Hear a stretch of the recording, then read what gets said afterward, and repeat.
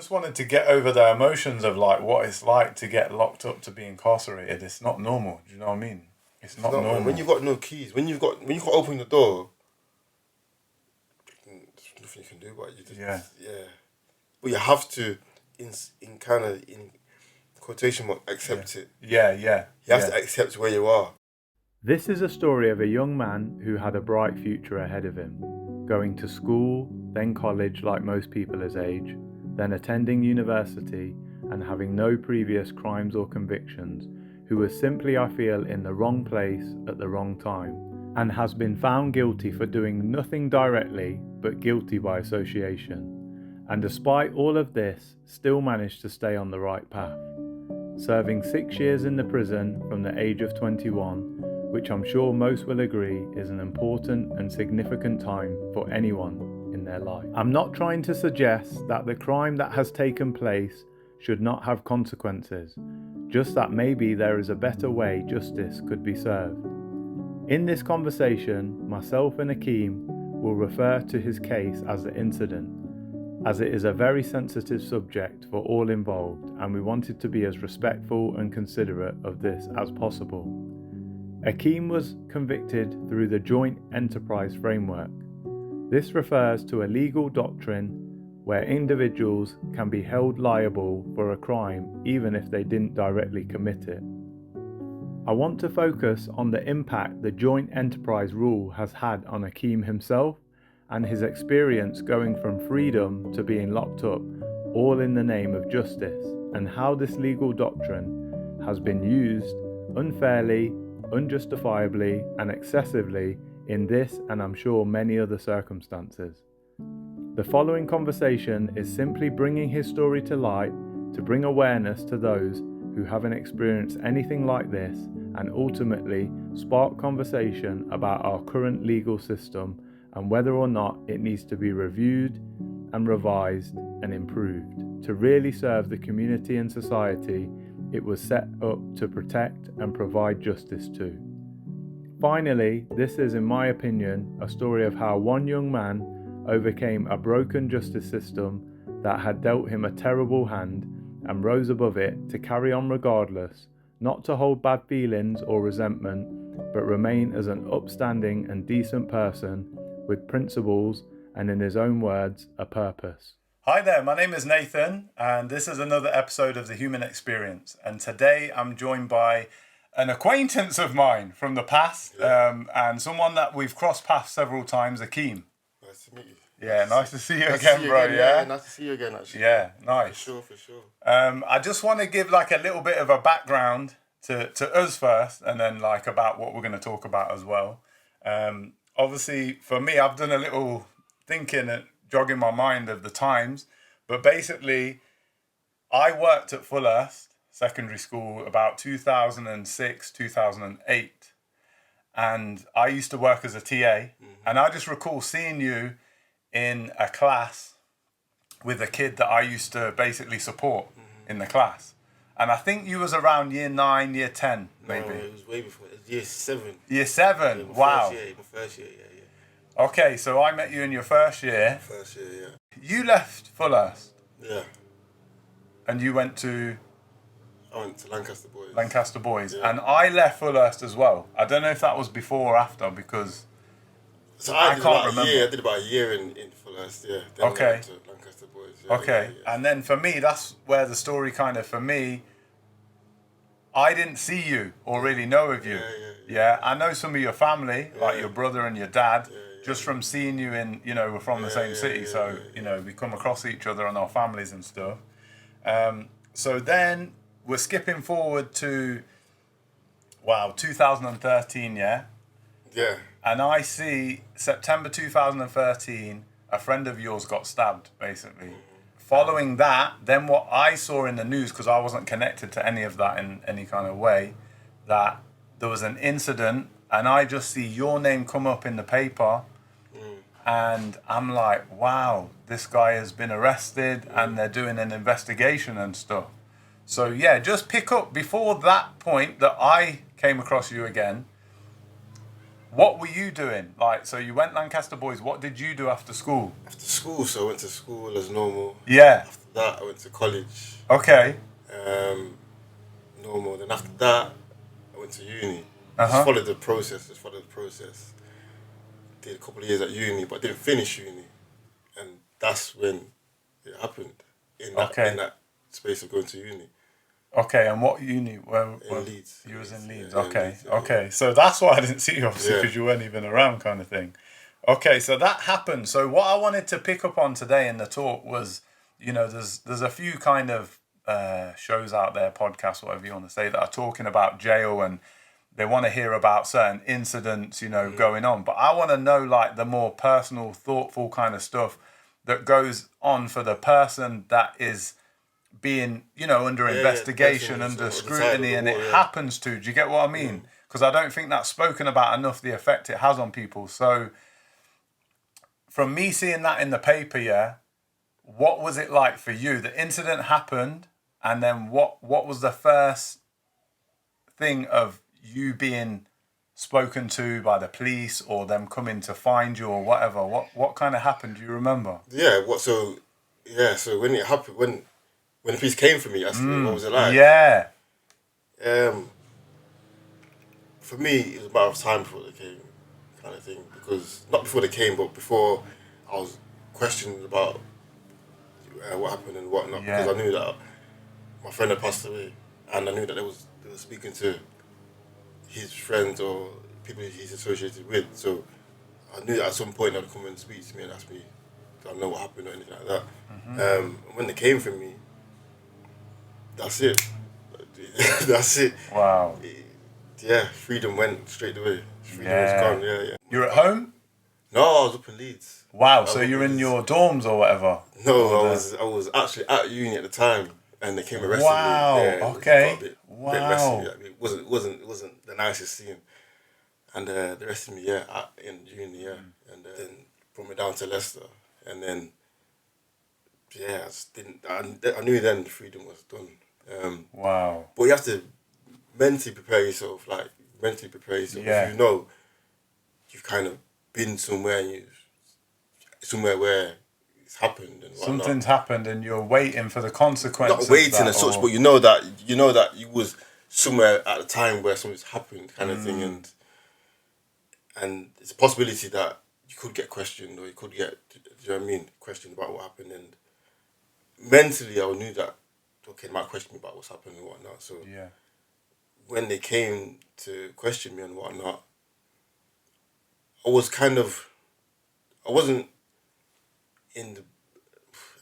in shock, but not in. Cause I knew it was questioning a lot of people who I knew already, just people in the community, everyone, what happened, all this kind of stuff. So I thought, they might question me and whatnot, but to go to the extent it went to, that was a different ball game. That was a different ball game. That was. Wow. So, and I just want to say as well, because people always have a perception, you know, I'm not going to lie, like, you know, I worked in prisons. So I knew that relative to the population, there was a lot of black guys, Asian community, loads of the minority communities were disproportionately in jail. So do you feel the way you was treated when you were arrested, like it's like they think you've really done something, or you're guilty from day one, kind of thing? Did you get that impression? Not really guilty from day one. Guilty from day one. Yeah, because they didn't really know ins and outs. They just know that he was around there at the time, and I did feel like I was guilty straight away. But I can't see what's going on in the outside world. That's what you got to understand as well. So when you're inside, when you got arrested, when I'm inside, I can't see what the papers are saying. I can see what the news is saying, but I can't. All this portraying like we're X, Y, and Z, like we're monsters or whatever you want to call it. I couldn't see all of this stuff really. I only could see like the news clips, but on the papers and all these people talking what's going on outside. I didn't see all these people, and so. But when you're inside, you weren't getting that when feeling. You're in that bubble, you're inside, so you just like there's people in there doing other stuff similar to yourself. So not similar to what happened, but They've been through that experience. Yeah. So, do you know what I mean? Whatever the incident is, there's a kind of pattern that it follows. And that's why, again, sorry, it's saying to you, so I didn't know that. So they got you from the uni. Yeah. And then what? They take you straight to the police station, yeah? Yeah. They've cuffed you. Yeah. You're straight to the police station. Remember, this is people you've never seen in your life, yeah? You don't know them for anything. Who? The police. Yeah. Yeah? So, like, what did that feel like? Did you get what I mean? Like, this is not an experience someone has every day. No, but, okay, yeah, that's true. But growing up, I've seen police, do you know what I mean? I've seen police and do you know what I mean? Not the first time that police have spoke to me in kind of way, in that kind of seriousness way. Okay. So I've. Wow, that's crazy. So you're kind of, not that I'm saying you're familiar, but No. you understand how the process works. I've seen people get arrested. I've seen I know a lot of people have been arrested and whatnot. And I've been stopped for no reason, timed by police and just things. You know what I mean, so I've not it's not like, oh my God, what is this? Like I know, like, oh, okay. Do you know what I mean? Yeah, kind of thing. So, but you know, like, how does it feel? I'm saying this to some viewers that what I love with this is some people are going to relate to, I've been arrested, I've been caught, and I've been jailed. Some are going to be like, wow, I've never encountered the police. So in them kind of steps, like, okay, arrested, going to court for your hearing, that's never happened to me. Yeah. So that was new to me. But I'm a kind of person where, okay, I don't know what's going to happen, so let's just see what happens. Yeah. Do you know what I mean? Yeah. If you panic and start stressing and that, then it's not going to be no benefit to yourself. So for me, I was like, it is what it is now. There's nothing I can do about it. So I just see what happens. Yeah. Like, I'll just see what happens. Literally, I just have to see what happens because it's not in my hands. Yeah. So you weren't really resistant to them. You were just like, let me just see what course this runs. Because you can't because you're not in control. Your power's gone. At this point, your power's gone. You have no power. Yeah. So you have to just see what happens. Okay. Just step by step. Okay, so let me really define detail on this. Like, they've took you from what, your class? Like I was on the campus or something? No, on the campus. Yeah, no, in the class. Yeah, in the lecture. Yeah. So, they came into the lecture. Yeah. Everyone's wondering what the hell is going on. Yeah. Yeah. Obviously, you are in a sense, but you know why.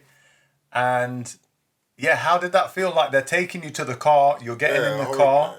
And you're driving back to Leicester. Yeah. Are you saying anything? Are you asking any questions, or are they saying anything to you to say this is part of the process? You know. To be fair, actually, I was. That's when I was in shock. That's when I was in shock a bit. I didn't say a word. I just. Got arrested in lecture, so it took me out of lecture. Yeah. Arrested me on the campus kind of thing. Okay. But not in front of everyone, like inside this room thing, and then obviously the vans and that are there, and then they take you out, and it's horrible to see. It wasn't a good scene. And then they transfer you down to Leicester. Leicester police, they come up and then you get transferred down, and then it took them about so about a good 10 hours or so. Okay. For them to come up from maybe like 8 hours for them to come from Leicester to Leeds, pick me up and then back to Leicester. And in that time, you should get an opportunity to tell someone what's happening, yeah? Because people are going to wonder, like your family or whatever. Okay, They give you that, yeah? No, the thing they did, but I didn't speak to my family until I think when I got to Leicester. Not in Leeds. Leeds. I didn't know. I thought, I didn't know I was going to get... I didn't know. Yeah, you're going to be detained or something like that. You might get a chance after. Yeah, I didn't know. So I didn't speak to my family yet just because I didn't... It might not be anything really. They might just say, we're just talking to you about the incident. Yeah. They might just let me out again. I didn't know the whole follow-up. That's it kind of thing. So wow. when I got to Leicester... Bro, yeah. And then that's when it got serious. That's when you phone my family and says... Okay. And obviously they weren't really wondering, I'm thinking back myself, because you're in Leeds. So they don't know nothing about what's happening until you tell them at some point. Because they're not expecting you to come by the house or something. You're in Leeds, yeah? Yeah, they would see you probably, once every couple of months. If that. Yeah, like end of terms and stuff. Yeah, you've spoken to the police at Leicester. Then what? Because you only spend so long in that. Like, there's a point then where you're going to find out I'm going to prison. Like, do they let you know then in that station? Like, yeah, I got charged. No, I got arrested. Yeah. And then I was getting interviewed for like days. I was in the station for days. Like, I'm talking like 6 days. I think I was in the station for. Yeah. Then once they've charged me on like this 6th day, I think it was. I think it was the 6th day on. So 6 days you've been in the station, like, roughly. I think I arrested on like a Wednesday. Wednesday, Thursday, Friday, Saturday, Sunday, Monday. So I got arrested on Wednesday. Yeah. I went to the Crown Court went to prison on the Monday. So it's like 5-6 days. Okay. But it's like 6 full days. Yeah, and again, that's something that I imagine you've not been through before, yeah? No, but it's you got to just condition your head. Like I said, you can't. If you sit there panicking, okay, you're doing this at police, so you know you've been charged, you've been arrested for before you've been charged, you've been arrested for. Well, you got to just go with it. I can't believe you like that, but yeah, I promise you, I promise you, because don't get me wrong, I was very like, I was stressed. I'm not gonna lie, of course I was stressed, but there's nothing you can do. There's nothing I can do. Yeah. Do you mean? I mean it as in I can't believe you're like that. Do you get me? I knew you would be because you're like mature, but I think some people would be like, yeah, I'd be freaking out. Yeah. Because to me, what I hear before, I've had family members that have been in jail and been arrested and all that kind of stuff. So they tell me that it's so surreal. You know what I mean? When you're getting taken away, this ain't like the films. It's you. Surreal. Do you get me? It's happening surreal. to you. It is surreal because you gotta think. Right, I'm in this police van or whatever. Yeah. And I can't even get out. Like I can't even. I'm not. Like I said, my freedom's gone. Yeah. I can't get out. Then that's when I knew. Okay, I've got no power here, so it becomes real. Yeah. So I'm not gonna act up. There was guys in the station I could hear. They were acting up, like causing better noise and that. But what you find is, the ones who was making better noise and acting up, they're on like the smaller charges, on like I don't know, like robbing a car or whatever it is. Some of them, not all of them, but some people, or like the. But when you know you're in arrested for something serious, it's like, alright, I need to process this now. Like, I ain't got time to be acting up. You said about the shock element, and that's what I was trying to touch on. That in the moment you're probably not aware, but there's a lot of emotional things going on. Do you know what I mean? Yeah, like, when you're in this, it's a traumatic experience. When you're in the police station, when it's just you, for hours and days. Days, you know, not 1 day or like 5-6 hours, days. You're just thinking. Your mind's just thinking. Not of what's happened as much, but more of like, okay, your family, like your mum or whoever it is, like your mind's just racing. Okay. Racing, thinking like, okay, if I go down, how am I gonna go down for? Will they still be alive if I get something big, or grandparents or aunties and uncles who are old or ill, or you're thinking of all sorts, brothers, sisters, or just thinking of, okay, like how long will I get, and what I get, will people still be around, or do you know what I mean? You're thinking of all sorts like that. Yeah. So it's kind of like you say, your thoughts are racing. It's kind of spiraling. Yeah.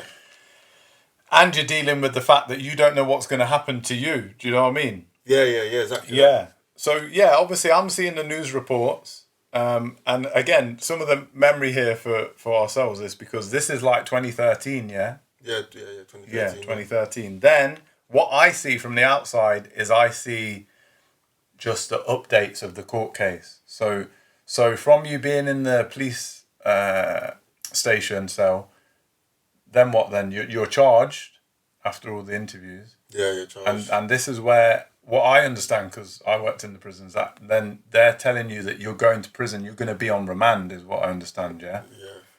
Yeah. And so what do they say? You're just going here, like, or that's what it? Did they say? Where did they send you, basically? Welford Road to begin with. Okay. because I just turned 21 in the station. Wow, did you? Yeah, wow, no way. Yeah, I turned 20. Wow, so within them 5-6 days, your birthday was during that. Yeah. Yo, bro, that's crazy. I got arrested on a Tuesday. Yeah, I went to prison on a Monday. Wow. My birthday was on a Wednesday. No, something like that. Yeah. Yeah, through the week kind of thing. Something like that. Something like, I can't remember. But wow.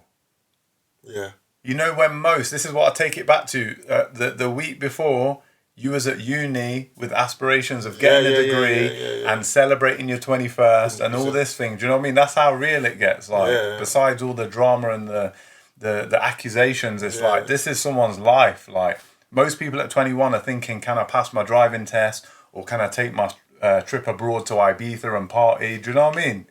And there you are thinking, wow, I've hit 21 and I've got something that I don't even know what's happening yet. Yeah, my life. So wow, you go Welford Road. I know Welford Road because obviously you drive past it if you're going near the hospital or near Mandela Park. You're familiar with it. Yeah, it's a big castle if anyone doesn't know, Leicester Jail.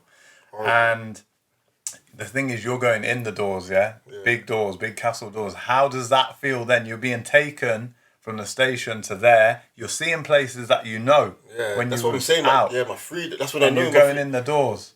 Horrible feeling. Wow. Horrible feeling. I can't remember the exact feeling of. I don't remember the whole day, to be fair, but yeah, it was because you know all the places that you're in the sweatbox. You're in the what do you call it? I call it sweatbox. Yeah, the prison van. Prison van, sorry, yeah.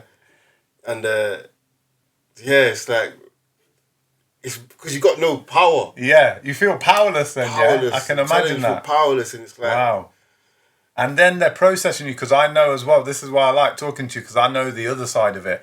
I know a lad coming into reception, looking at me like in shock almost, and me being like, not me necessarily, but other reception staff being right.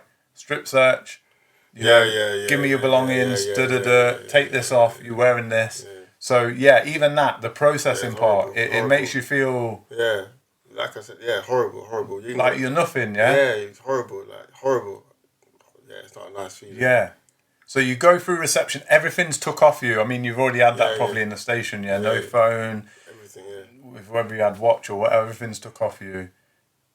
Then what? You're taken from reception to the wing. Yeah, induction wing and all that stuff. And do you remember, because I have family members that can specifically remember, they get allocated a cell, they go to that cell, and all they're thinking in that moment then is, who's in that cell already? So were you padded up, as they call it? You have a cellmate or your single cell? No, at the time, because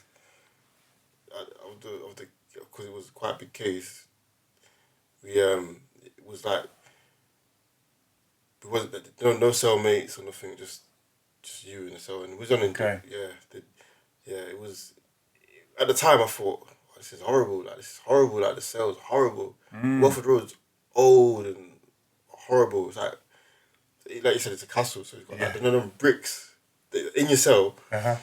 You can see the foundation of it. Bricks, like painted the bricks like whatever it is, blue or whatever it is. You know what I mean? It's horrible, freezing cold. You've got, like, as you know, you've got a toilet, bed, and a TV maybe if you're lucky. And it's just like them old metal beds. Horrible. And there's the little slat windows, is it? Or was it like the mesh? And Welford Road was, I can't remember, it was that long ago. Yeah. It wasn't vents. I don't think it was vents. It might have been vents. Yeah. I can't remember. It's that long ago. Just a thin panel, some of them. I know what you mean. It's horrible in there. It's freezing. Freezing. Absolutely freezing. And one thing, again, some people that I've spoke to before that have been inside, and obviously I've worked inside, so I understand that, but not from your perspective, as they said, when that cell door shuts, and that's the only door you've ever seen where there's no handle on the inside. So again, it's like, wow, I'm really like at whatever mercy of the people that are going to let me out, basically. That's what I'm saying. That's why I just took it day by day, because what can I do? Yeah. I've got no power. I've got no... Do you know what I mean? I need to keep my sanity as well. I need to make sure that I'm... Definitely. Because what's going on with my case... Yeah.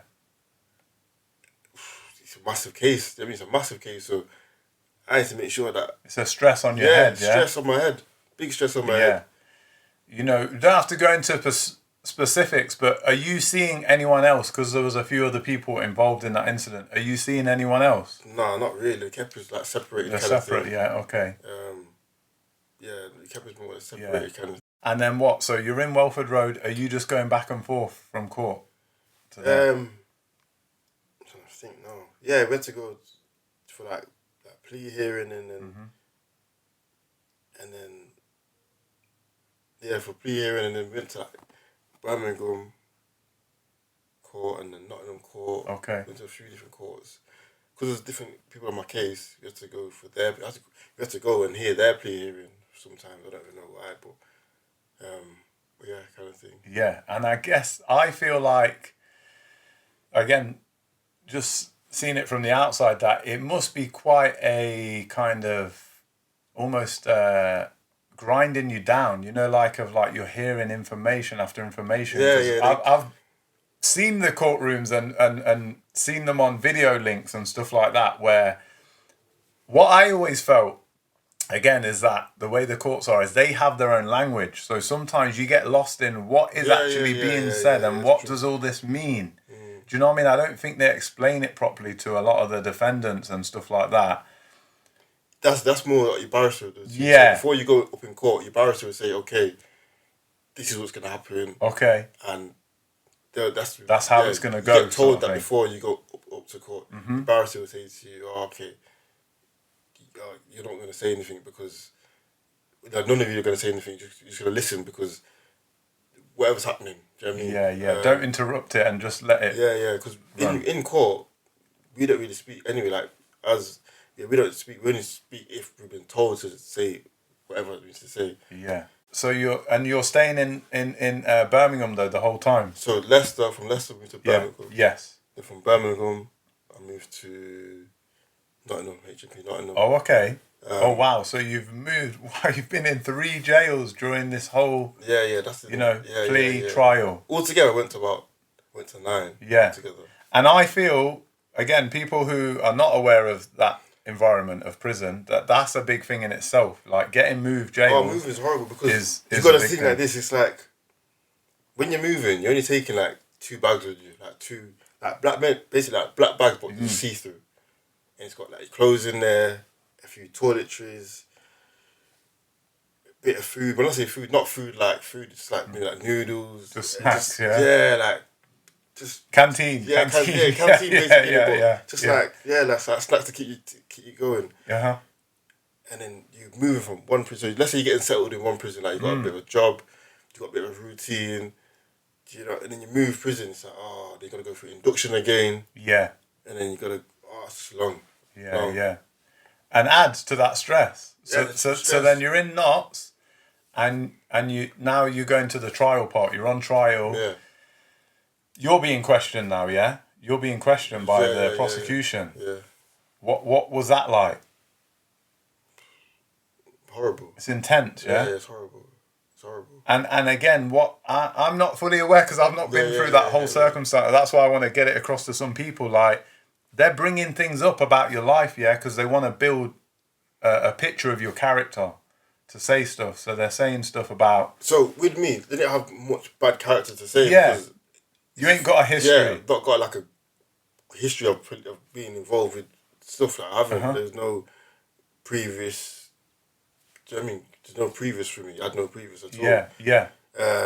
So it was a case of. For me, it was a case of. Well, for them, it was a case of. So I got done for joint enterprise, basically. It's like you're not even really. You're involved, but you're not doing anything. Yeah, so let's say like this. It could be like, I don't know, 5, 6, 7 of you, whatever. And one person might do something. But because you're there, you're part of the enterprise. Do you know what I mean? So your presence alone might be a form of encouragement. Do you know what I mean?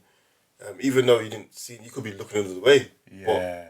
But you could be, have goggles on and all the headphones on. Yeah. But because you're with that enterprise, in quotation marks, you get associated or whatever. Yeah, guilty by association. That's what it was. Yeah, That's okay. Exactly. Wow. That's what it is. Yeah. And you're learning all this, yeah? and obviously I am as well, about how this legal system works. Because in my head, if I'm you, I'm thinking, I ain't really done anything. Yeah, because I thought, what can you give me? Yeah, I thought, what I mean? Yeah. I thought, because I knew I didn't do anything. Yeah. I knew I was fine in that kind of term, so I knew I was sweet. But then when I had all this joint enterprise, thinking, what the hell joint enterprise? Like, what's this? Guilty by association? Like, what? Yeah. Do you know what I mean? Like, I could be guilty because I was there, but not even there because of. I wasn't even there because I wanted to be there. It was just like this is how it flowed. How it played out. How it played out. It wasn't like, oh yeah. No. You know what I'd say in a way of saying things is like a saying would be like wrong place, wrong time. Yeah, you know like what I mean? It was like just unfortunate how it fell. Yeah, honestly, it was so unfortunate how it fell. But now going to the fact that you were actually sentenced, so this is not how the law seen it. But I'm trying to get your side of it to understand that I know your character, I know how you are. Obviously, people watching won't really know you, but I know that, you know, you're a respectful guy with your family, like you say, no previous.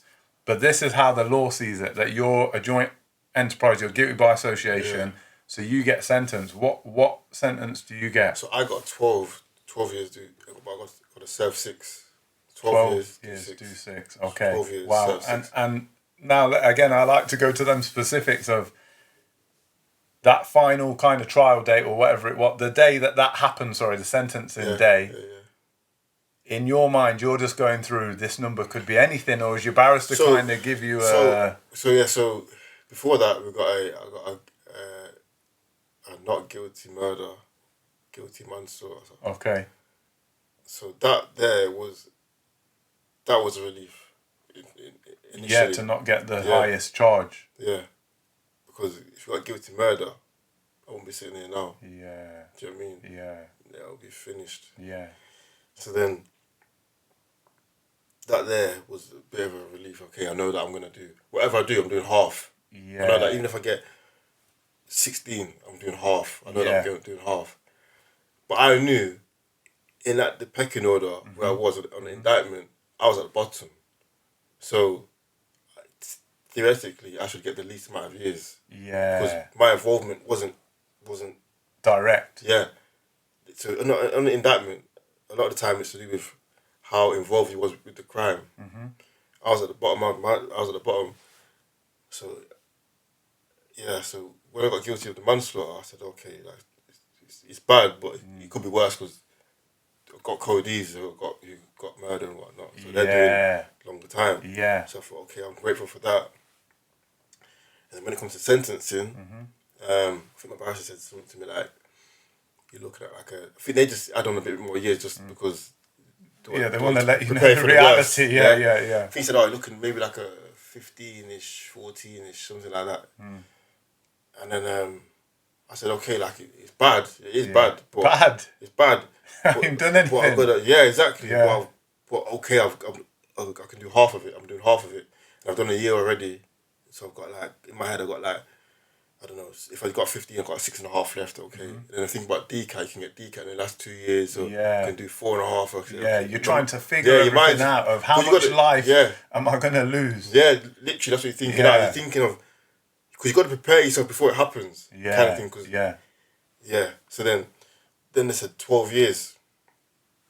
So as soon as I said 12 years, I've done the maths already. 12, take away 1. So 6, take away 1, 5, 2 years DCAT, 3 years in prison. I said, okay, in my head, okay, I can live with that. Get out by the time I'm 32. No, sorry, 27. Okay. 27, 27, 26, 27. Like, okay, it's bad, it's very bad, but I still can have a life after. Yeah. And then from when you're sentenced, what happens? You go back to Nottingham. Go back to Nottingham. Yeah. And then it's like you're a different prisoner because when you're on remand, you get more money to spend, you can buy more food, you get more visits, it's kind of like little perks you get, kind of thing. When you're sentenced, that goes. So limited amount of money you can spend on your food, like buying for food each week. Limited visits you can get. It's little things like that, Yeah. So- No, I know what you mean. Yeah. I mean, we used to have it where I worked at the youth offenders. It was like not at the very beginning when I used to work. There used to be 2 sets of clothes even for prison issue remand and prison issue for convicted. On remand, or in adult prison, on remand, you can wear your own clothes. When you're convicted, you can wear your own clothes if you're enhanced, I think it is. Okay. Yeah. Do you know what I mean? So Wow. when So you're yeah, remand- like you say, all these little perks, they kind of drop. So you've just been told you're staying in jail, then and they take then all your clothes off you, then like, the what? situation's You're getting wearing worse. tracksuit and that. And then, okay, how long in the end did you end up doing, like, in the prison? In what? In Nottingham? Nottingham? Yeah. To my trial was a couple of months, and then about another 4 or 5 months after that, got transferred Okay. to a long time as BCAT. I went to Loudon Grange. Loudon Grange, okay. So that there, because you know you're gonna be doing. So when I went to Loudon Grange, Yeah. as I was going there, you got to think, okay, I'm not getting outside of these gates until minimum 3 years. Yeah. It's give or take. So I mean, Yeah. give or take, you got to do Yeah. at least 3 years in here. Yeah. This is home. Yeah. In a way. Not that Literally, you that's don't want it to That's be. when but- you think, okay, this is gonna be my home. Yeah. Honestly, when you walk yeah. in there, like, okay, this. That's when I can remember clearly thinking, this is it. Like, this is where it starts now. Yeah. Like, this is where it And in a starts. sense, I don't know about you because I've heard of it, but I don't know where Loudon Grange is. So, are you also thinking I don't actually know where I am? Nah, not really. Not really. I wasn't really too fussed about that. Not really. Because that's just your base. Yeah, like that Yeah. prison could be anywhere. It could be in Scotland. Yeah. It could Yeah, be, in, yeah, it could be yeah. anywhere. It could be in Devon. Okay. The only thing is for visits. You don't think about it's a bit far for visits, but the actual prison itself, it could be anywhere. Yeah, because 'cause you're in it. I'm in it. Yeah, I'm yeah, I not got looking you. outside. You can't see your window. You just not seeing anything. You're seeing the yard, the exercise yard. Yeah. Do you know what I mean? Okay, and so yeah, you've kind of got your head around the time that you're gonna do in your mind, and then you're thinking, "This is my place." How is it going into there? Are you thinking, "Yeah, I can manage in here. Like this is an okay setup." Yeah, see, Loudon Green is private. It's private. Okay. So I kind of landed on my feet. I'll be honest with you, I landed on my feet going to that one because Yeah. some people, even Cody's and that same manslaughter like me, they went cat A. Oh, Do you know what I mean? okay. Just because it's things to do with like it just depend on how you can when you're inside you need to which prisons are good, which are bad, which where you want to be kind of thing. So you say, just like come on boss, like please like just put my name down that one or like I don't know, sometimes just how it works out, do you know what I mean? Yeah, they can just ship you out, They can ship you out, ship you out. They can, no problem. If your name's down for somewhere, and that bus is coming tomorrow, But this is where sometimes going back to that thing of you saying in the police cells, even you get them Larry type of guys that are doing like a smaller sentence and they're going wherever. So, your character kind of held for you to say like, I'm just riding my time. So I'm going where I'm going, but I'm riding my time. So if I end up somewhere good, that's fine because I didn't want to go. I'm not here for the drama or whatever. I didn't want to go to dispersal like Larton. I didn't want to go Larton. That's where I think I was meant to go. Okay. But I didn't want to go along Larton really and truly because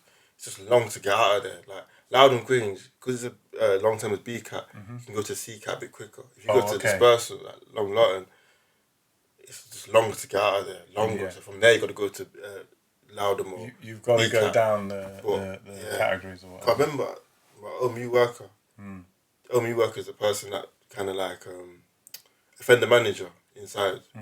It's like a probation, but inside kind of thing. Yeah. He was cool. He was cool. He was all right. He was all right. He's like, "Oh, your name's down for Larton." I was like, "Oh, it's a headache. That's a headache for me. It's where it is, and then got to go through the system. It's long." I said, "Oh, I know that because I know that some people go to Loudon Great. All I've heard because I'm in Nottingham. Yeah. I heard good things about Loudon. I don't know. My sentence fits Loudon. Yeah. Long term as BCAT. I think it's like 10 and over. I know I can go to Loudon, but if they want to, if the prison officers want to be hard work or whatever, they can just stick you on the bus to Loudon. Yeah. So it's a Wow. So you're in the system, innit? It's mad. You're in the system, yeah. And then that's what I was gonna say after. So by that point, unfortunately, I'm thinking in my head now, you've gone to Loudon, like you're quite used to jail in a sense. Like you're quite accustomed to the regime and what goes on, yeah? It's not like a shock. Then you're padded up, yeah? Or are you still single cell in there?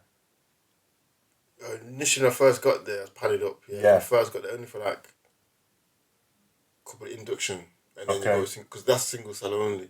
But on induction, it's double cell. Okay. And how did you find that? Because again, me working in prisons before, I realised like some lads like to be on their own, and some lads don't like being on their own. Tell her like in Birmingham, I shared a cell in Birmingham. Oh, okay. Yeah. Yeah. So yeah, how was that for you? Did you want your own space? I know it's not your choice, but yeah. Or you know what it is? It's company or something. Yeah. At the time when I was in Birmingham, because I was in prison for only like a couple of months by then, sometimes the company's alright. Do you know what I mean? The company's alright, play cards, you do whatever. Yeah. It's alright. And I'm guessing you share stories and your background and stuff. Like my charge. So I left Birmingham on the day of trial for Nottingham. Okay. So I went to Nottingham prison on the day of trial. So I left Birmingham, and my cellmate at the time, he was on like a smaller charge, like a drugs charge, like not a big massive, just like a smaller charge. Looking at a couple of years maybe, yeah. But it was cool. It was alright guy. It was cool, man. It was cool, and just the difference in so what he's going through, what I'm going through. Like he had a child. Yeah. Do you know what I mean? And so he's got responsibilities. I've got no child, so he's stressed. I'm stressed. But our stresses are different stresses. Yeah, you know what I mean? Yeah. So that's how different it can be for each person. But with each other, do you know what I mean? You can talk about things, you can reason about things, you can understand his perspective, and you get on kind of thing. Because if you're in a cell with somebody and the door's locked, and you don't get on with them, it's a long night. It's a long night. So 9 times out of 10. Get along with the person, you adapt. Do you know what I mean? You adapt. Because you're living with them. You're living with them. Do you know what I mean? You're living with them. You're living with them in a small space. Yeah. So, and that's the mad thing that I don't think people never ever being in that environment can appreciate. Yeah. Even if you lock me up with my brother, my uncle, my dad, like that would be hard work. So you're with a stranger. You get what I mean? You're with a complete stranger. Little. Personality things can clash and whatever, but you have to manage it. Some people have got OCD and loads of different things. Or, mental health and that. Kind of thing. Kind of mental health, but not like mental health like that. No, but we'll talk about mental health in a bit if you want. But you don't really get much mental health in prison, I'll talk about that in a minute. Okay. I didn't see much. Not mental health, not compared to like what I see out here. I see more out here than I do in there. So, so when I say I just kind of got on with it because a lot of people, when I went inside when I was 21, I went straight to adult prison, and when I went to Loudon Grange, there was grown men, like 50-year-olds and whatever, and they was all calm. They were all like, do you know what I mean? It's only when I went to CCAT, that was horrible. More lively. Lively. They're in for like in and out. Yeah. The character. Yeah. That's when you see all the antics like. Yeah. Wow. But I do believe it was your character that held strong through going through all that process. Like, I don't think we all do that for ourselves, but I don't think you got enough credit yourself there to say that you held it down. Do you know what I mean? That was the strength of your character to be like, you're going into adult and you're mirroring their behaviour more because you're like, this is how you get through it. There's no point in being all crazy all the time. Yeah. And you have to, beating myself up. Why am I going to do down the seg, 21 days in solitary? Why? Yeah, exactly. It doesn't make sense. It's just more stress on your head. It's more unnecessary. Like, I just knew when I went inside, I just knew that, okay, it is what it is. There's nothing I can do about it. Let me just ride my time. Let me just get on with it. Do whatever work I need to do and just get through the years. I want to be out For me, it's more my family, my mum. She couldn't see me stressed. If she see me stressed, I would hate for my mum to see me stressed. Yeah. I hate it. Yeah. When I speak to her on the phone, Yeah. I don't want her to hear me stressed because nah, that's I don't want that. So that was why I needed to just get through Stay it. straight. Yeah, nice. I like that. That's wicked, man. Okay, so tell me, like, that's what I was gonna move on to. Like, you're in Loudham and like this is where you settled. Yeah. What kind of experiences were you coming across in jail? You know, you're meeting a mixture of people. Do you know what in Loudham? So when after I got sentenced, and it was like long termers. Everybody in there is doing 10 and over basically. So my sentence is quite small compared to like my next door or like whoever. Some of them are doing straight sentences, meaning that they're doing half of the sentence, but they might get like a 20, like a 24 for like a drugs charge, or like you might get done for murder. You might be doing minimum, I don't know, 26 or 32. So my little 12 years do 6.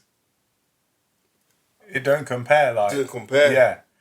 Even though I feel with your circumstances, not that everyone sees that, but I'm like, in my eyes, I'm saying like, you could easily think in your head, well, I don't deserve that. Yeah, true. Do you know what I mean? Yeah. No, whereas some guys, and I don't know, you can tell me a bit about that. You're talking to people about their stories and you're like, you know, they're being a bit more open with you, you know, case is closed, they've been sentenced, whatever, maybe they're doing an appeal, but it's like most things are done and dusted there. They've accepted it, and it's like, I don't know if you got that, because I used to speak to some lads sometimes, like, they've done what they've done. Do you get me? Like, you didn't actually do anything direct, but they've actually done something direct. So they're probably more like, this is what I expected. Yeah, I guess, yeah. Yeah, some people are like that. Some people are like that, yeah. Just to say to you, you're doing a lower sentence, but it's justified. Do you get me? So no one's really going to say anything to you because they're like, oh, yeah, you should. It's not like they're saying, oh, you got off lightly. What, you say that again? You're doing a lower sentence, I'm doing a lower sentence, and they're thinking, oh, you got less than me, but you shouldn't have got more. Do you get me? So they're not holding you responsible for like, oh, you're doing a light sentence. Yeah, you should. You shouldn't even be doing anything. Yeah. Do you get me? Yeah. So did you explain that sometimes? Yeah, a lot of people were saying to me before I got a lot of people saying to me, "You're getting off. You're getting off." Like, trust me, you're getting off. Yeah. Everyone, loads of people inside before it went to trial, they'd be like, "No, you're getting out. You're getting out." Like, yeah, you trust me, you're getting out, and then I didn't get out. But even myself, I thought there's a possibility I can get out because my actions, there was no actions from me. There was no, do you know what I mean? Yeah. So I thought, okay, like we can't do everybody on the case because, do you know what I mean? It's but not... I knew there's possibility that they could, but you can't bank on. I'm gonna get out, but because everyone's saying, "Oh yeah, no, you're gonna get out." Honestly, everyone's saying, "Oh, you know, I've been on trial for that, but not for that, but similar stuff like that." Yeah. They won't do everybody on the case, but with this law, with this joint enterprise law, they're doing people on that law. It was. Do you know what I mean? My thing is as well of explaining this and getting your story out there and me conversating with you is that we get to understand what policies and procedures and things are in place and the injustice that happens in the world. Yeah, a lot of injustice. Because like I say, going back to me looking at the paper, I'm like, something's not right. Yeah. This guy's getting sent down. Like, even if you say like that, everyone's getting sent down. Even that don't make sense. Do you know what I mean? Honestly. You know, if I nick a car and 3 of my friends are in it, why we all getting sent down? Like, why? Do you know what I mean? Yeah, or whatever. So it's... to me, going back to that of they're doing a long time in there, some of the guys, and you're doing a relatively short time to some guys. Yeah. Like that was a lot. What you got was a lot. If you get what I mean. But you have to keep your mind right. Yeah. I'm telling you. So if I was sitting there thinking I shouldn't even be here, be here. Like you can't say out loud I shouldn't be here because. What are you trying to say? That you know what I mean? Yeah. Like, I should be. You shouldn't. Yeah, all that stuff. So, and it would eat you alive if you're thinking, "Oh, I shouldn't be here. Yeah. You're gonna be stressing more. And in myself, I know. Okay, I got the short straw. Like I know I got the short straw. But I got to deal with it. My mum can't see me stressed, and my mum can't see that of me. But she needs to see me. You're coping. Yeah. Do you know what I mean? Yeah, if I said to my mum, I shouldn't be here. She'd be like, in her head, I shouldn't be there anyway. I shouldn't be there. Yeah. But Yeah. You don't want to maybe, and I'm not saying you are that, but you don't want to burden yourself on them to say, give them extra stress and worry. Like I know I've got 12 years, I know I have to do 6. It is what it is. Let me just get through it because we can't do anything about it. You can't do anything about it. Do you know what I mean? Like I know I've got a short, like I said, and I know that, I didn't think I'd be doing the 12 years. I didn't think I'd get, so I didn't really and truly, if I want to talk honestly, I thought I was going to get off with it. Yeah. I thought I was going to get not guilty on both, on the murder really. And not guilty. But the manslaughter didn't give us the option with manslaughter. They didn't give us the option.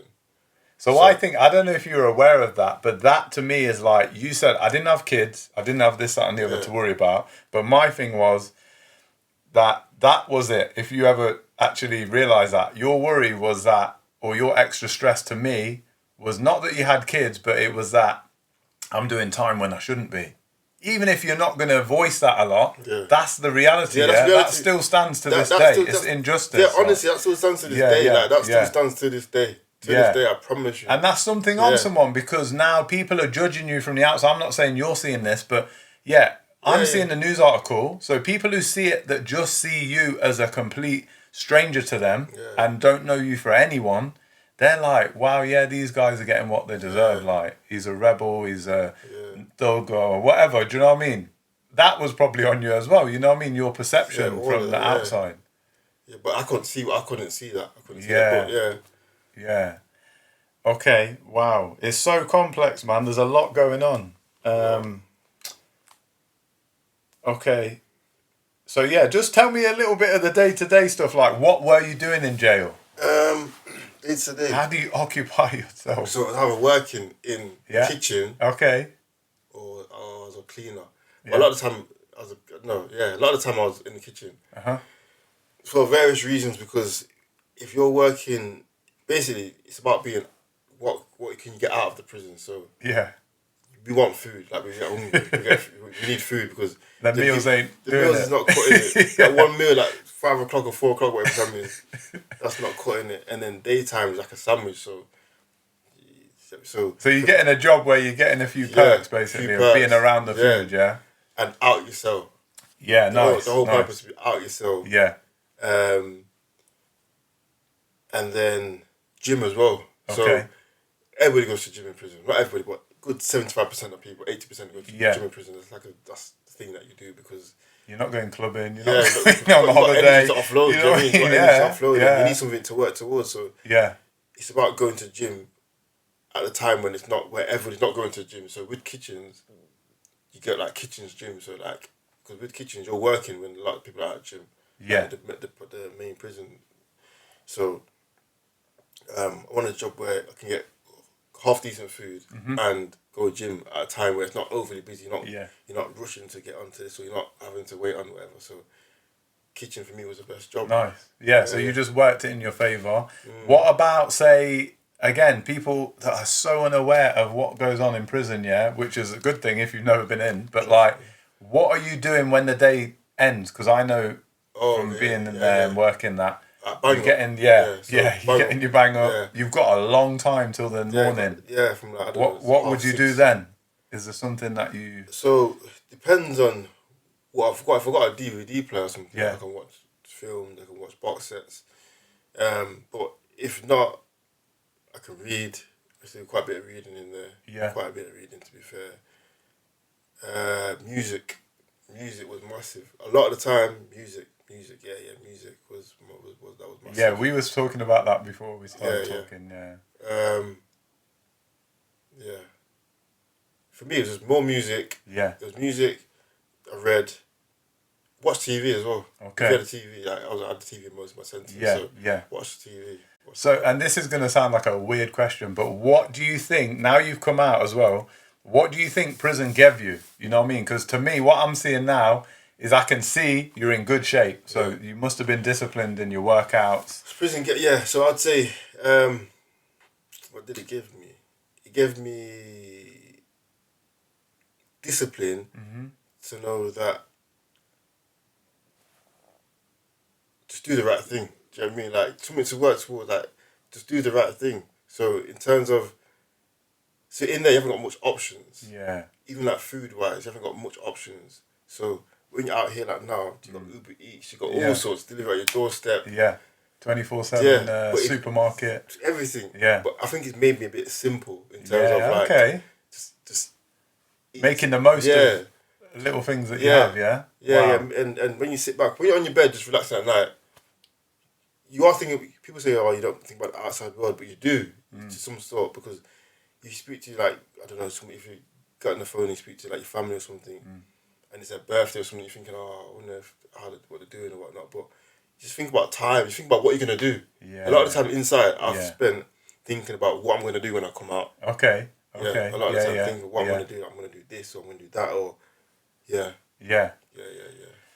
And, you know, is there, you know, you don't have to necessarily say, but to you yourself personally, is there anything happening while you're in jail that you missed out on? Because I know for some of the lads it was, like you say, so-and-so and their family passed away. Oh, yeah. I had all of that. It was a big birthday party and I missed it. So, how did you feel then? Yeah, I had family members that passed away, like elderly grandparents, couldn't go to the funeral and whatnot. Weddings, like family weddings and that, couldn't go to. Even so like all gatherings, these moments, like Christmas, New Year, like Christmas and that, all like family gatherings. Yeah. I see the pictures they'll send in. Okay. Which is like 3 weeks later. Do you know what I mean? It's like looking at pictures, it's like, oh, like you wasn't there, you missed out. I wasn't there for, Like, and so now, even if it's a bit of an effort for me to, let's say like there's a family gathering somewhere, and I'm pushed for time, like in the daytime, I'll make sure that I'll go, because you can't get that back. Yeah. You get me? You can't get that back. Like you can't get that back. So like for me, the memories and them qualities of being with your family or friends, or even if one of your friends has got something going on, go and support him, even if it is from different city. It's hour, 2 hours drive. It's not that bit of effort. Yeah. Do you know what I mean? Especially if they're a good friend as well. Yeah. Like, so it gives you appreciation and like a gratitude for 100%, everything 100%. you have, like you said, from just being able to order a takeaway to being around friends and family, even when now you're busy. And do you see that? Because what I thought as well, some lads, they can't understand sometimes that nobody's come to visit me or no one's writing to me. And I'm like, because they're on the out in their routine of work, uni, you know, life maybe got kids and that. So they ain't got the time. And as much as you've got the time, do you get me, sitting in there? Because we got a lot of time. So we do a lot of thinking. Sitting there, we're thinking like, we're thinking, oh man, it's because he's thinking like, like so we do think about the outside a bit as well. But we're thinking like, our mind's constantly thinking, honestly. Constantly thinking. But I was thinking the same thing. But you do realise, people say, oh yeah, you realise who your friends are and whatnot. You do, because you can have friends, you can have family. Sometimes your friends are more there for you than your family. Sometimes your family are more there for you than your friends, depending on... It surprises you sometimes. And you learn a lot about that stuff. But you are good people. Like, I've got some good friends, and through them they came to see me. Even some of them that live close by, live a couple of hours away, and still now. And they took the time out. Nice. Yo, that's wicked. Any kind of stories, like you were saying there, you were going to touch on the mental health for yourself and others. Anything that you saw that was like, wow. So, you see, some people it gets hard for them to handle inside. Hard for them to handle, depending on what sentence you're doing as well. I've realised that some people on the top end of the sentences, like knowing that they have to serve a minimum of like 25, 35 years or whatever they're doing, then some of them, they find it a bit too hard to handle, and they go down their route to call it a day. Do you know what I mean? That's what that's some of them. But you don't really find that in, like, if you know you've got a release date, then that's enough to get you through, isn't it? Yeah, because you know you've got there's a light somewhere at the end of the tunnel. But some people who have got that. So you were exposed to that. So so you don't see it every day. You don't see it every time, but you do see it along your travels. If it gets too much for them, and it's not nice, and that's when you think to yourself, okay, like, yeah, there was light at the end of my tunnel. Like, I'm grateful that I've got. Yeah, that's what there's a wicked like meme. Yeah, sometimes memes just hit the nail on the head. There's a guy, he's walking on the road, and he sees a car passing, a nice car, and he's like, "Oh, I wish I had that car." But then there's a person looking out the window in a home or something that is in a wheelchair saying, "Oh, I wish I could walk." You know what I mean? It's just going along the line to say what's your situation, count your blessings, basically. Like your situation is probably not the worst. Yeah, there is. Yeah, you get me? Yeah. And it's not the most motivating way to see that, but at least you said it, light at the end of the tunnel. I'm getting out. So going on to that. Wow, what's it like on the run up to coming out and then actually getting released? So I was in DCAT. So DCAT's where you more gradual. Yeah, so it's like every like other weekend or so or something like that, you get out for like a day or. So what was the first time like? First time. Yeah. First time was weird. It was a bit like it was weird because I couldn't believe how free everybody was.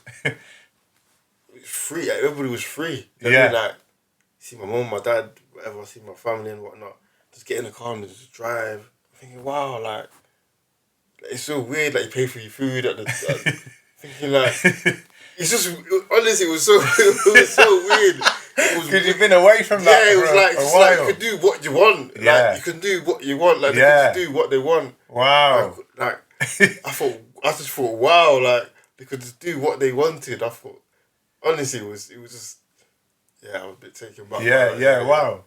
And do you feel now, getting out, is there anything you've struggled with? Like, we all struggle, People are struggling in life, but you've been in a very intense situation, a situation that is very, it's not normal. Do you get me? To be locked up, to be incarcerated, it's not normal.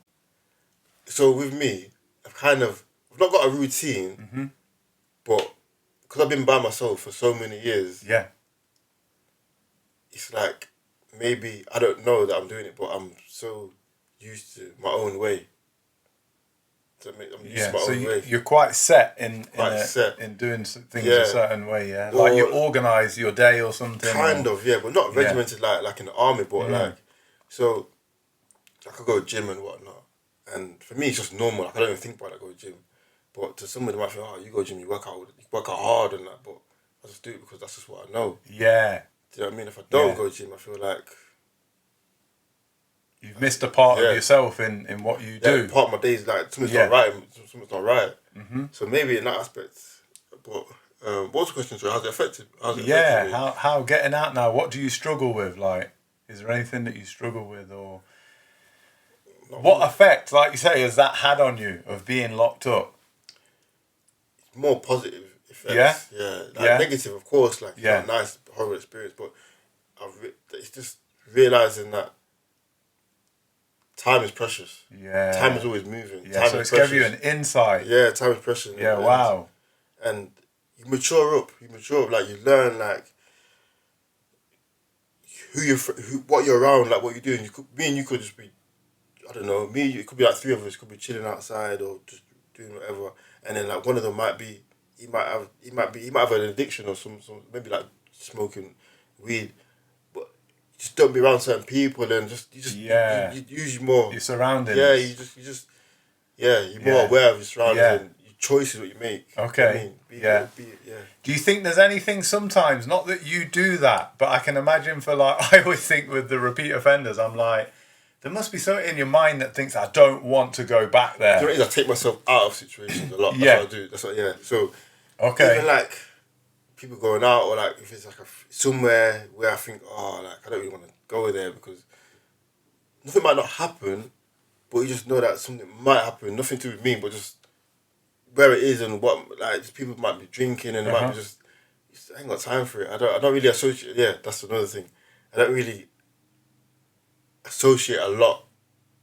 You've got a closer knit. But even like I don't really like going to places like in terms of like venues and all this stuff. I'm not really involved with it. Yeah. Okay. That's probably from prison. Yeah. I've realised that just now. You want to be in aware of what's environment you're in, kind of thing. I don't want to be like. I don't mind going to like an event or something, but it's not my first choice. Okay. It's not my first choice to do it. Nice. I'll do it now because it's yeah. You know, moving on now, adjusting to your life outside and how it's been.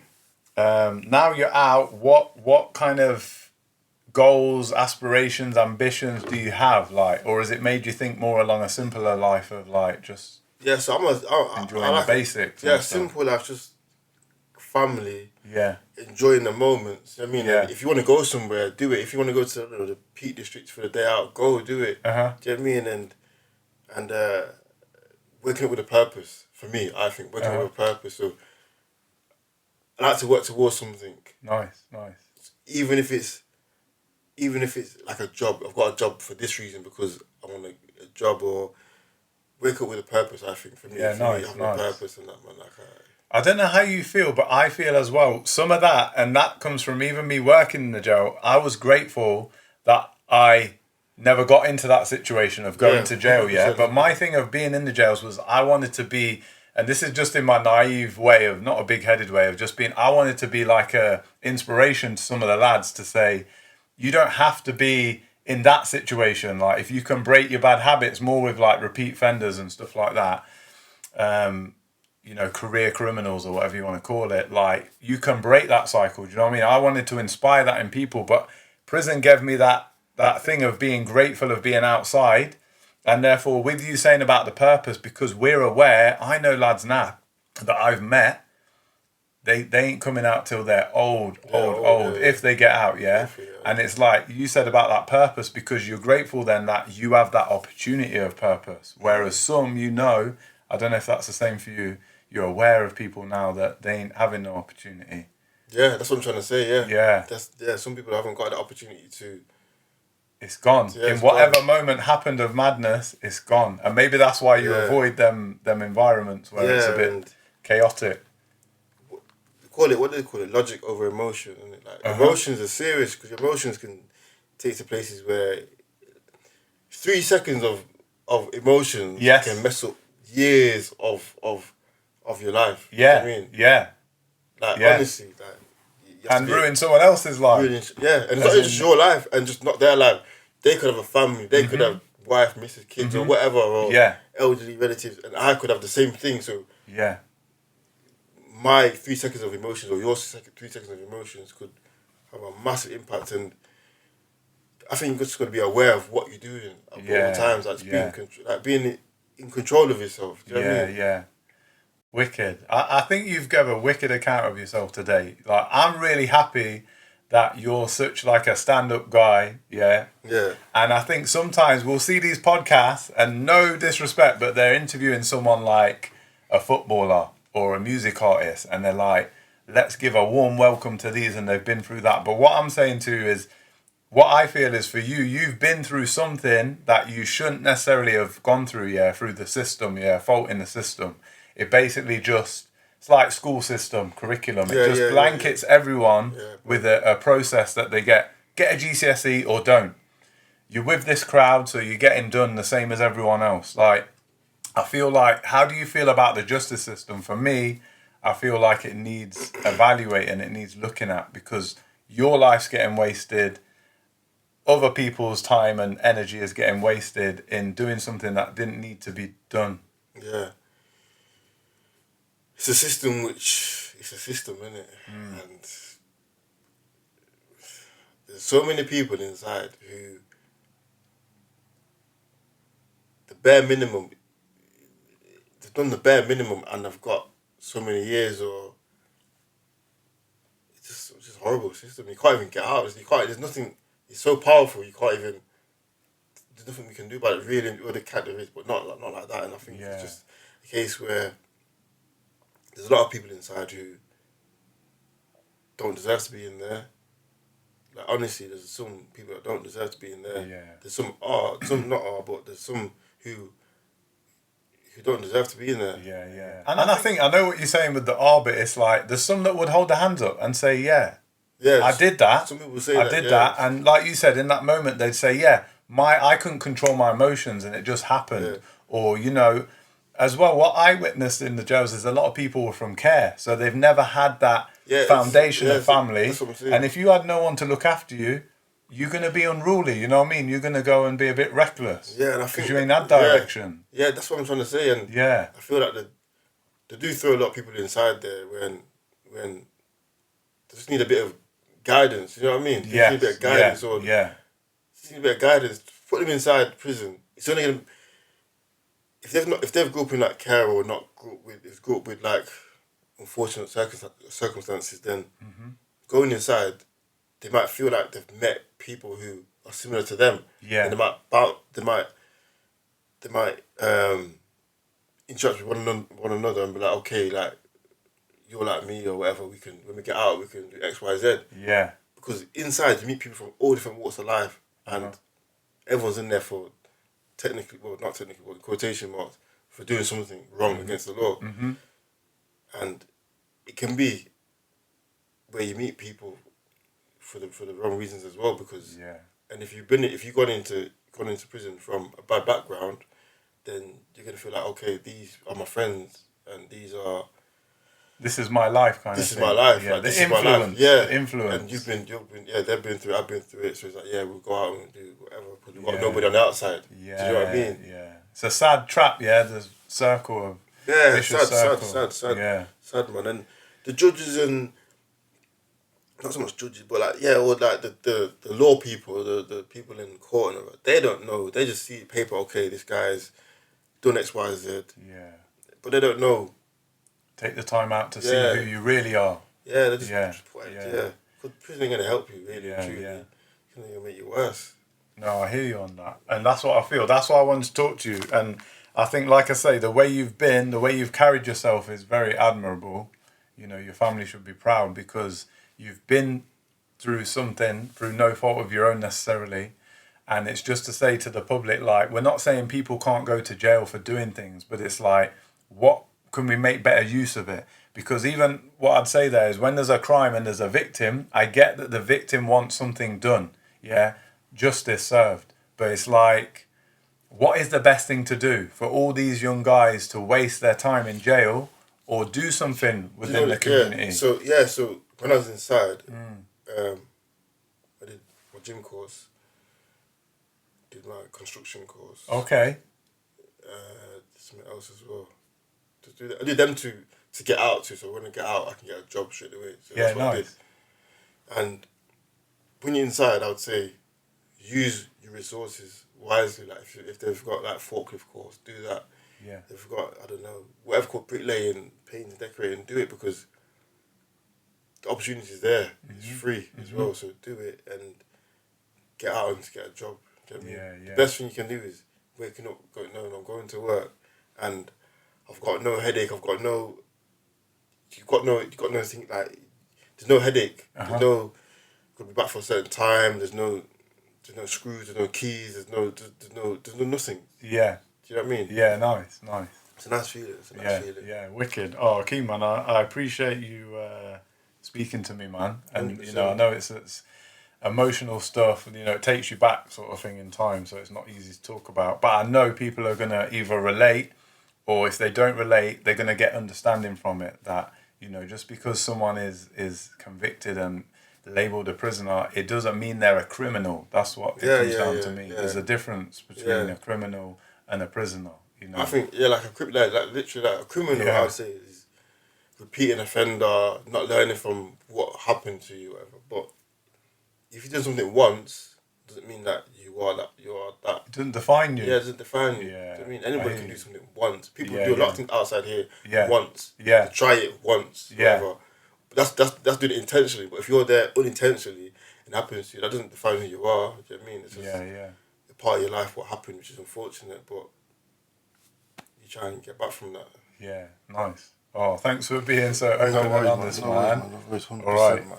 And yeah, that's it for now on the human experience. I'll speak to you next time. Thank you.